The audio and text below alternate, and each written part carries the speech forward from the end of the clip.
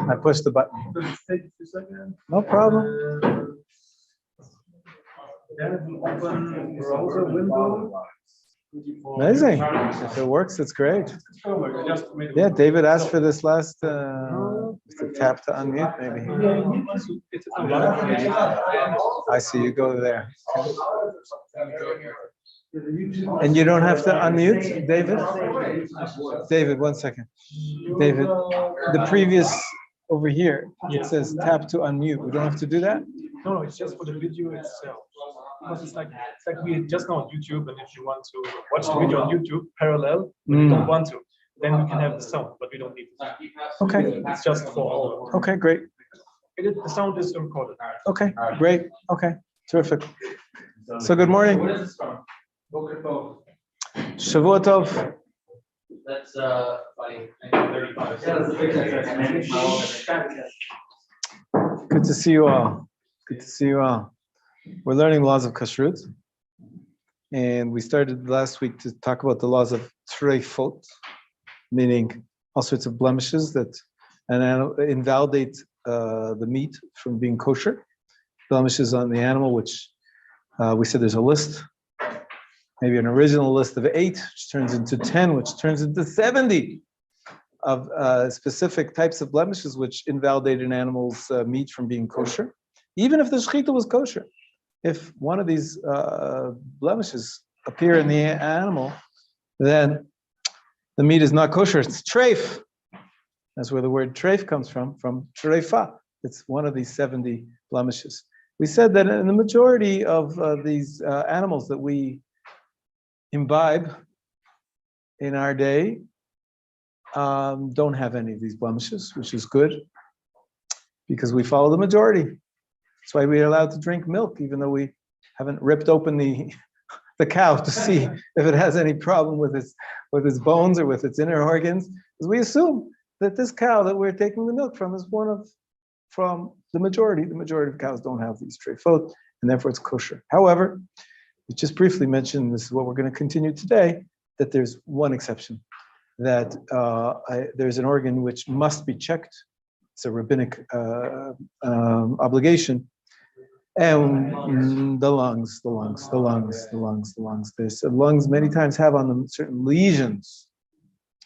There's different sections of the lungs, which we're going to talk about now. And the rabbi said, after you slaughter the animal, you have to check the lungs to make sure that it doesn't have any of these holes in them, really. Essentially, the lesions could be sort of little bumps that could be hiding, they could have formed over on top of a hole in the lung, or maybe over time, because these lesions sort of are, basically what is it? It's stretching of the tissue from one place on the lung to another place on the lung, and underneath that stretched tissue, maybe when the animal breathes and the lungs expand and contract, a hole could form underneath this tissue, this lesion, and therefore they have to be checked to make sure that there is no hole. Otherwise, it's not kosher. So we're going to see some parameters of this rabbinic law, and this is really the biggest problem when it comes to kosher meat nowadays, other than slaughter itself, we spoke about in the previous class. Yes, Harsh? It's like a shot of which obligation. Regarding the organs checking the slaughter, are rabbinical versus None of them are doraita. There's only one, which is a rabbinic obligation. Yeah. We're going to see. There's 2 or 3. There's a few others which are recommended. But again, the basic law, the basic halacha is we follow the majority. And since these are, these types of the other issues that we're going to discuss, other than the lungs, all of them are a minority of animals that have them. So when push comes to shove, you can be lenient, but we try to do the halacha in the best way possible, the way the rabbis mandated, and that is checking for these holes in the lungs. Let's learn some of the laws about them. In general, there's a rule called the Hebrew for these lesions is called sircha. This is this type of tissue, thickened tissue. A samach, yeah, sircha. sircha. It comes from the word to be drawn. So it's like there's this, as I said, there's this tissue that's drawn from one place on the lung to another place of the. Sorry. Bruises on the lung.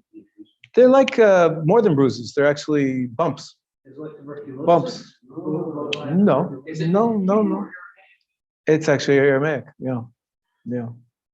That's why the aleph is a good indication of that. Good, you noticed that. Yeah. And to be nisrach means to be drawn. So it's drawn from one place to the other. So I like the word lesion. I think it's the best. So we need lesions for it's Aramaic lesion. Yes. So these lesions are only problematic if they are not in order. In order meaning that they're not right next to each other. Now there's a discussion what exactly it means to be in order. In order could mean, the simplest meaning is that it's from two places close to each other, then it's not a problem. But it's like, would I have, I'll take my shirt, right? Take a little bit of the shirt from here and a little bit from shirt from there, and I bunch them up together, I put them together with a pin or something. So obviously you can see that there's, the shirt is being drawn, it's being pulled. So that might be the biggest problem. But if they're right next to each other, then it's not causing any pulling. If what's being drawn together, the sircha is from two adjacent places on the lung, it's not a problem. It's only when it's locus hidron. If it's not in an adjacent place, that it's a problem. Now, how to define what's an adjacent place and what's not an adjacent place, there's a few opinions. Some people say, literally, like we described up till now, it's a question of being adjacent to each other on the lung, two places very close to each other on the lung. But then we know that the lung has different compartments, different, what are they called? Lobes. Some people know it's considered to be locus hidron if it's from one lobe to another lobe. There's this lesion, which is this tissue, which is connecting two different lobes. That's more of a problem because it's farther away. Then there's also between the lungs and the side of the body. There's the front side of the body, there's the back side of the body. All these are different opinions about what exactly, sometimes they get stuck. Sometimes there's tissue which connects the lung to the side of the animal. To the, I don't have a good word for that in English, but in any case, there's different opinions, and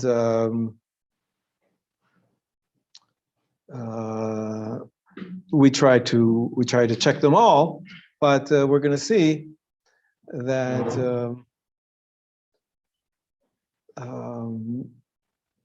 that we try to check for all these different lesions, but it's good to know that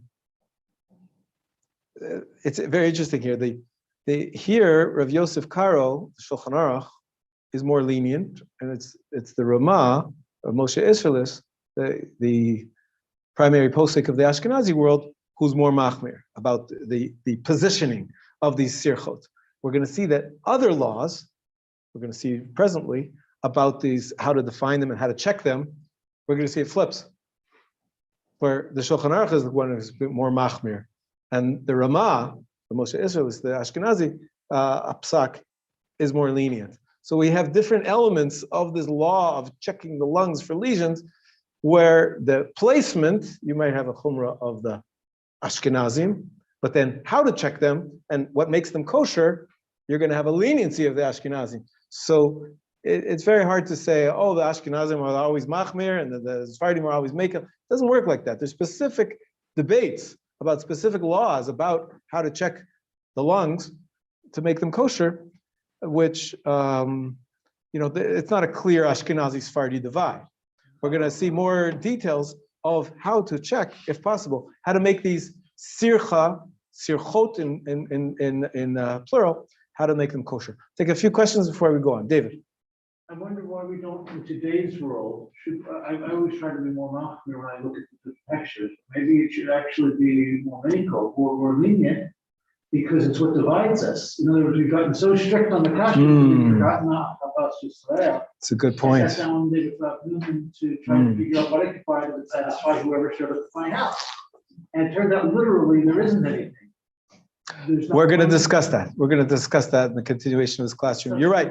But dividing, Your major point, though, is correctly taken. That sure, you would be machmir on one issue of kashrut, but in the bigger calculation, it might you might lead you to a leniency when it comes to, inclusion of other Jews. It's a good point. In terms of the details of which kashrut covers which issues, that's what we're going to talk about. Bezrat Hashem. Moshe. Could the Rav at one point in time for this type of shiur bring with him? I'm serious. Packages like neat packages. I've seen empty. Just with the kosher certification. Sure, And just talk sure, about absolutely. these are the different kosher certifications. Good idea. If you want to be super machmir, get this one. If you don't want to be super machmir, this one's acceptable. Like, Sure, no problem. Good idea. Other questions? Yeah. To piggyback off on Moshe's point, Yes. also the kashrut and fee difference. Yes. Bezrat Hashem. Good idea. Next question. Okay. Everybody else good? Yeah. Questions? Okay. So let's go on. Now, the second debate, not about the placement of the sirchot, but the second issue is twofold. One is when you find these lesions, can you remove them and check them? Or the very fact that there's a lesion there means that the animal's treif, because we suspect that maybe there is a hole underneath it, a hole in the lung, which makes it a treifa. Or is there a way to check them or not? And the second one is maybe there's some types of lesions which are more thin, which you could just say they fall off on their own, and you could just sort of, rub them off. Now, let's say you have a sircha which is in a bad placement, the locus sidrans, right next to each other, and let's say everybody agrees that it would be treif. Some people say there's nothing to do. That's it. The animal is not kosher. To sell to a non-Jew. Jews can't eat this meat from this animal because it has lesions on it. And by the way, so therefore, what would be kosher? Only if there's no lesions. That is called halak.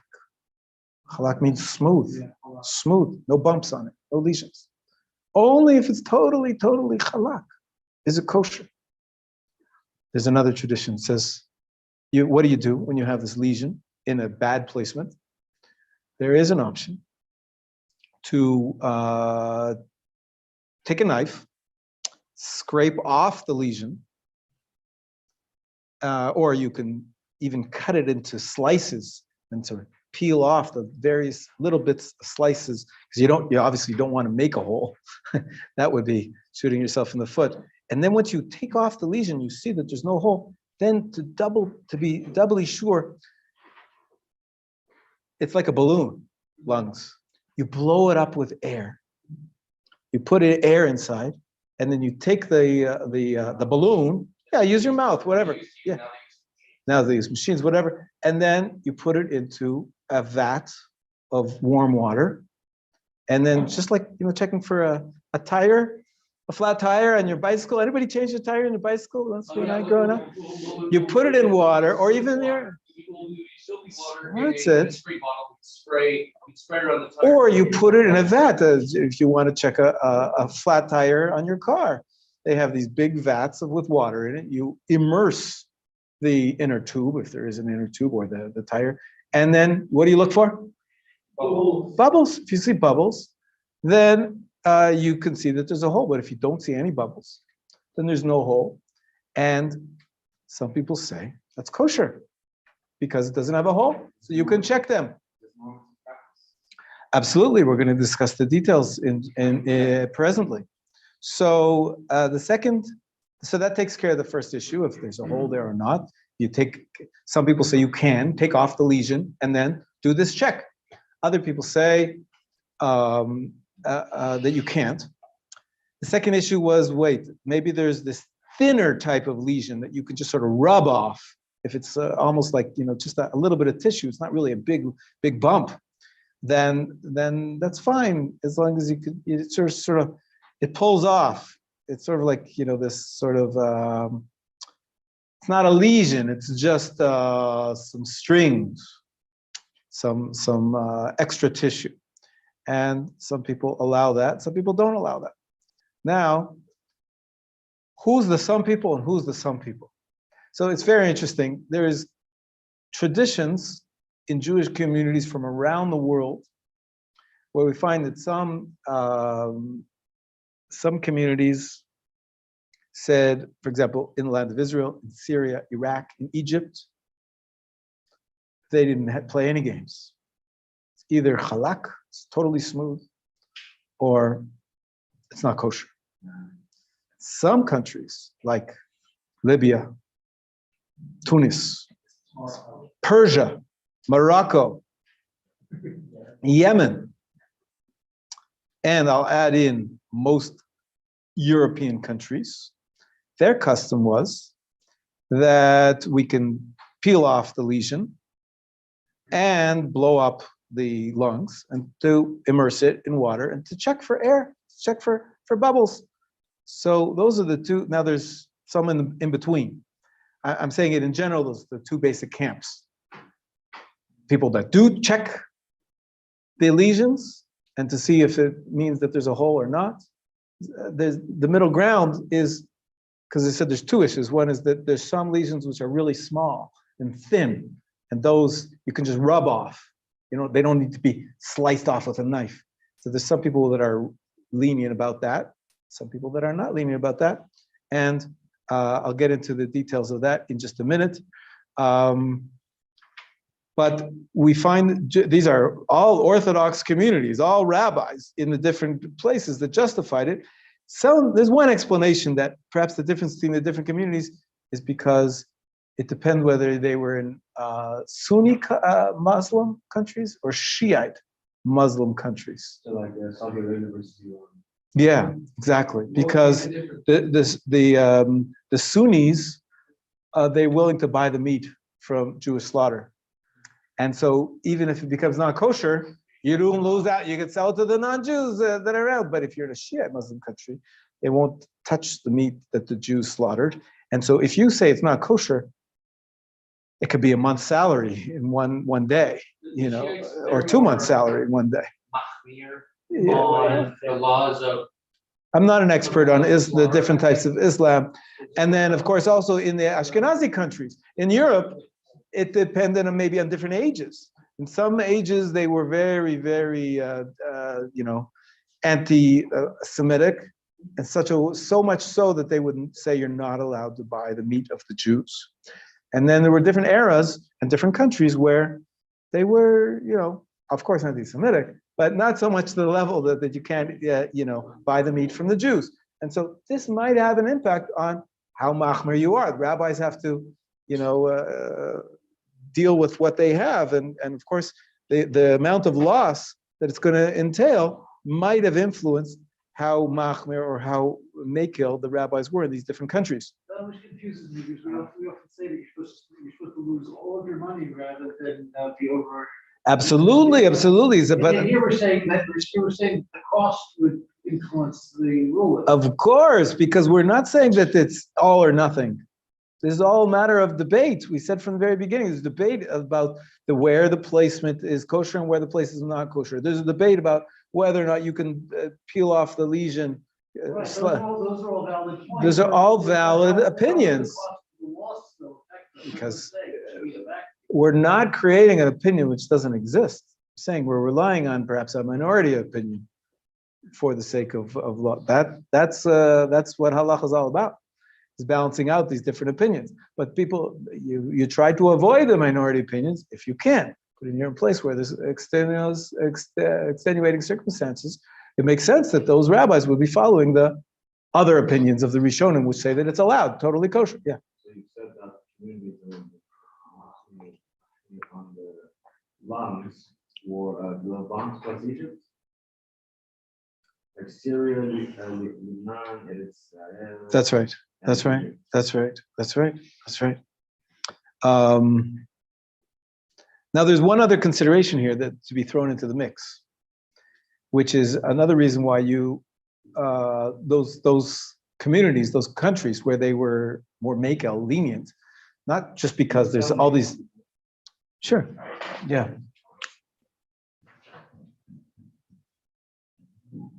Mekel, from the word kula. Kula means kal means light or lenient. Yeah, and machmir is the opposite of that, which comes chamur. Right, the word chamur is severe, stringent. Okay, so machmir and mekel, those are the words we've been using. In any case, another consideration to throw into the mix about why certain communities are more lenient on this issue is because we mentioned, I know it was last week and we had Shabbat and you've forgotten everything we learned, but we did learn that when we talk about what's considered to be a treifa, there's a rule of thumb. Anybody remember what the rule of thumb was? The rule of thumb is if the animal's going to live for 12 months, it's considered to be viable and the blemish is not really a blemish. And if we can see that most animals, even if they have holes in their lungs, they live for years. Another calculation, another part of this rule of thumb, another extent of the rule of thumb is that not only do they live for a long time, they also have children. They can get pregnant and have babies. And so they're clearly not dying animals. So even though we have the list of the 70 treifot, and a hole in the lung is one of them, there's a counterbalance here of this rule of thumb. And we said, usually we try to be machmir for all of these considerations, but when push comes to shove, there is weight, there's halachic weight to this consideration.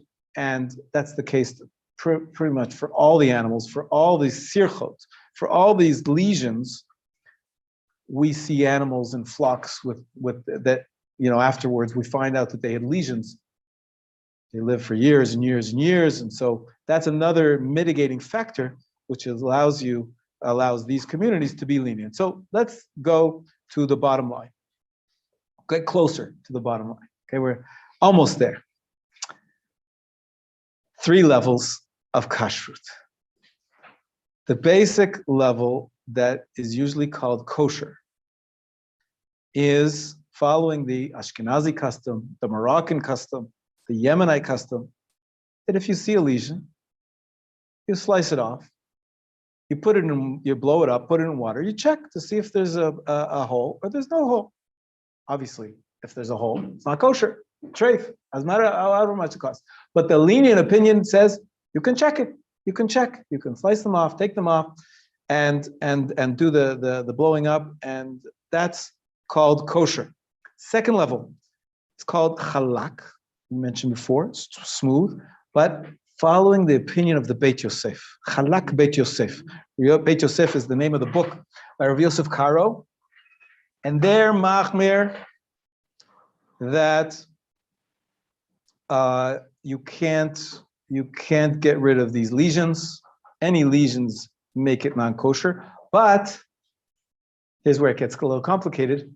The Beit Yosef, as I mentioned earlier, he's very lenient about where the lesions become a problem, where the sircha is, what's considered to be kasidron, halok kasidron. So it's halak Beit Yosef in that it can't, we don't cut off the lesions and check, but there's leniencies about the placement of where those lesions are. That's the second opinion. Halak Beit Yosef.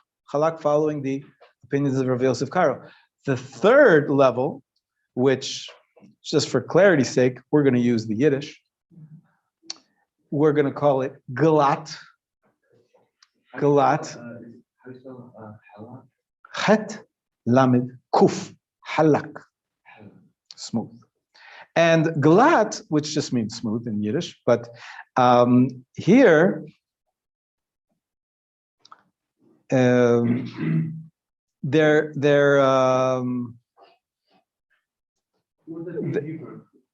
glat. It's still used in Hebrew.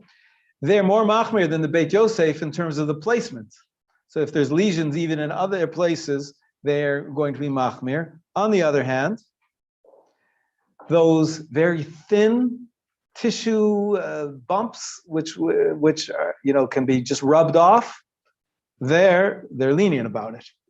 So we see that each one of these, stage 2 or type 2 and type 3 is something that they're makil and something that they're machmer on. And so that's what might be what David was referring to before, and saying it's very hard to get a meat which everybody's going to agree upon. I mean, the basic level, we're calling it kosher. It's based on communities around the world which check for the lesion. If they find lesions, obviously you check the lungs after the shechita, and if there's lesions, you peel them off and you check to make sure that there's no hole underneath them, and that's kosher. But the second and third level really cannot be, you don't really get them at the same time. If it's halak beit Yosef, then they are lenient about the placement. And if it's glat, they're lenient about those thin lesions. But the bottom line is, so it's Ashkenazi versus Sephardi, right? The Ashkenazi machmirim are going to go with glat. That's why we use Yiddish, and that means that they're going to be machmir if there's any lesions, except for the thin ones. The thin ones they allow. But anywhere that there's thick ones, that there's big bumps, it's not kosher. But if you're Sephardi and you want to be machmir, so then it's halak bet Yosef, which means that you're not going to be lenient about even the thinnest lesion is puzzle, but the placement, you're more lenient about where it becomes a problem. So those are the 3 levels. Bottom line is, sorry? Correct. Getting there. There is room to be lenient for the level 2. People usually like to eat level 2 because they're Sephardim. There's room to say that they can be lenient with level 3 of the Ashkenazim, because this issue of the thin types of lesions is a chumrah, which, who says there even have any of those types of lesions? Not all the animals have them. And so it's a suffix about a chumrah, the rabbanan, so they can be lenient. Also the opposite. Level 3, Ashkenazim, can be lenient, even though they prefer to have the glat, they can be lenient about the halak beit Yosef, because there's no, what's the issue? Maybe there's a lesion in a place which, according to halak beit Yosef, it's not a problem, and for them it is a problem. But there's room to be lenient, because again, it's a chumrah about a rabbinic law, and you don't even know if there's any lesions there in that specific place where there's a debate between the Beit Yosef and the Ashkenazi poskim. So level 2 and 3 are pretty much kosher for the most machmir people. If you're Sephardi or Ashkenazi, there's room to be lenient one with the other. The big divide, though, is between level 1. Some people say that level 1 should not be eaten. It's not kosher. Level 1 is when you take the lesions, you accept meat that's not smooth, wherever those lesions happen to be, and you check to make sure that there's no holes underneath, and you peel off the lesion so you can do that checking. And this is the debate. What do I hold? I grew up with the majority, I believe, majority of Orthodox world, that Ashkenazi from Europe, is that we check if there's a lesion, you check. And there's a list here of how many in the modern day world. I think there's here, Rav Melamed has a percentages. All of these different problems, they don't come up to be anywhere near 50%. They're all a minority of animals that have these treifot or these suffix treifot, these sirchot. So I think depends. There's different types of animals. Here it is. Here I found this. From the latest statistics we have now, as the animal gets older, they get more of these lesions. but the younger animals have much less of them. For example, 30% are totally halak of the younger animals. 53% are kosher after the lesions have been taken off and checked, and only 17% are treif, according to everybody. They're not kosher. So you realize that that's why kosher meat's so expensive, because even in the most kosher slaughterhouses, once you check the meat, that's the lowest number that I found, is that 17% of the animals that you use have to be sold to non-Jews or can't be used. So there's a margin of difficulty here when you're dealing with kosher meat. And in older animals, there's even larger margin, which is treif, and they sell to non-Jews, of course. No, if we sell it to Jews who would hold. No, nobody. No, this person. You have what? And it comes out. Yeah, that's a as- separate question. But what I'm talking about now, the 17% or the 30% in older animals, that's treif according to every opinion. There's actual holes in the lungs. That's non-kosher meat. It has to go to non-Jews. You can't sell it to a Jew. That's what I'm talking about right now. Don't confuse me with one or two or three. We're talking about number one. It's not kosher. This is below number one. And so there is a certain percentage of meat which is problematic, but it's much below the 50% mark. But we follow the rules. We have to check the lungs, and if you find that there are actually holes in the lungs, it's not kosher. It's treif, and that has to be sold. So that's why kosher meat is so expensive. But yeah, I grew up that the Ashkenazi custom, if there's lesions, you check them, and if it's kosher, it's kosher. If it's not kosher, it's not kosher. But there's room. And again, that's the psak of the Ramah. The Ramah says the Ashkenazi custom is to check, to remove the lesions and check. But many Sephardim, and of course, it's a chumrah that Ashkenazim can respect as well for a number of reasons. Because of all these different issues we discussed, there's room to say that an Ashkenazi should be machmir and have only halak or glat. Okay, so level 2 or 3 is praiseworthy, but and that's the major divide of whether you're machmir on that level to go beyond what's standard kosher to either halak or glat. Take some questions. Yeah. So, if, let's say hypothetically, I am a butcher, I have, I slaughtered a cow, it turns out the cow is not kosher. Yeah. This is objectively unkosher meat. Sell it to the non-Jew. Am I allowed to, let's say I have a Jew that produces, like dog food, am I allowed to sell it to him telling him, listen, this is not kosher, but you can use this for your dog food? In general, there's problems with dealing in non-kosher meat, not kosher food in general. A Jew should not be selling non-kosher food because somewhere along the line, you'll be maybe tripping someone else up because food coming from a Jew. Jew, Right. who I tell him, listen, this is free. I'm selling it to you at a reduced rate. Use this for your dog food. Right. I know he's a Shomer Shabbos Shomer Kosher Jew. It's rabbinically prohibited. Rabbinically prohibited because we're worried that a Jew should not be dealing in non-kosher food. So he must sell it to Mustafa. Yeah. Correct. Yeah, Rana. Then you can sell it to Mustafa for the dog food. Mustafa, yes. Mustafa, the boss of dog food. Absolutely. You need to have the non-Jew to recoup your losses of 17 to 30% of your meat. It's a lot of meat. Yeah. Then you can buy from Mustafa for your dog. Yeah, by all means, no problem. For your dog, you can give them non-kosher food, but not for you. Yes, Rena. They have this kind of check in Of course, they had to. Well, either or they only ate halak. I don't know, but the food has to be kosher for the meat has to be kosher for the Beit HaMikdash as well. It can't be a treifa for the Beit HaMikdash. Because they burn this.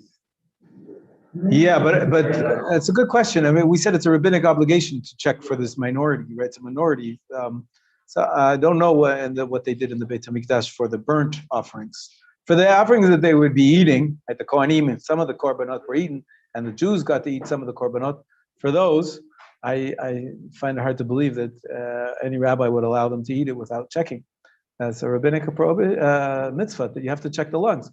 But in the Beit HaMikdash, I don't know. I don't know what the law was then. It's a good question. I don't know. Other questions so far? When we start to, when